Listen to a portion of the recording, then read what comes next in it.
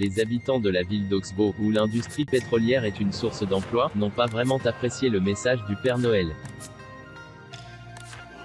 Noël, dans une petite ville pétrolière de l'Ouest canadien, suggéré lors d'un spectacle de fin d'année que le Père Noël se déplace en traîneau électrique a provoqué un tollé et obligé une école à présenter ses excuses.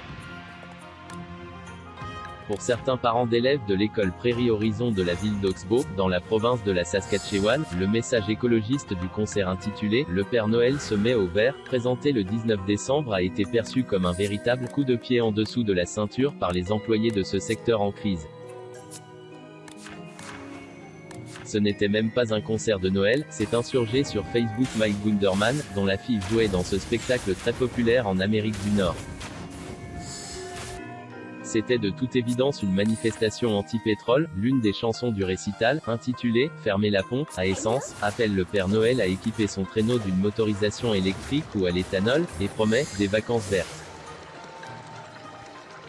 Un thème sur le recyclage et la durabilité, piqué au vif, plusieurs parents d'élèves de cette petite ville, au cœur d'un territoire parsemé de dizaines de milliers de puits de pétrole et de gaz, ont demandé et obtenu des excuses de l'école.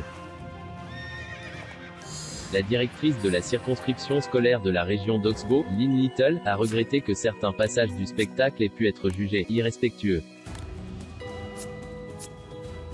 Ce n'était pas du tout l'intention, a-t-elle assuré dans un message publié sur Facebook lundi 23 décembre, expliquant que le thème général était le recyclage et la durabilité.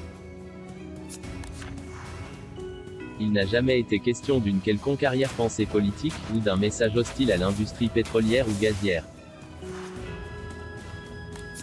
Le Canada possède les troisièmes réserves prouvées de pétrole au monde, situées principalement dans les sables bitumineux de l'ouest du pays, en Alberta mais également en Saskatchewan voisine. Ces provinces ont souffert de l'effondrement des cours du pétrole, et du manque de débouchés à l'exportation faute d'un nombre suffisant d'oléoducs. Une enseignante de l'université de Regina, Emily Eaton, voit dans les excuses rapides de l'école, la puissance et l'influence énorme du secteur énergétique dans cette province. Si on ne peut même plus conseiller aux gens de choisir des emballages écologiques pour leurs cadeaux, alors on refuse vraiment d'admettre la réalité dans laquelle on vit, a-t-elle déclaré à la chaîne CBC.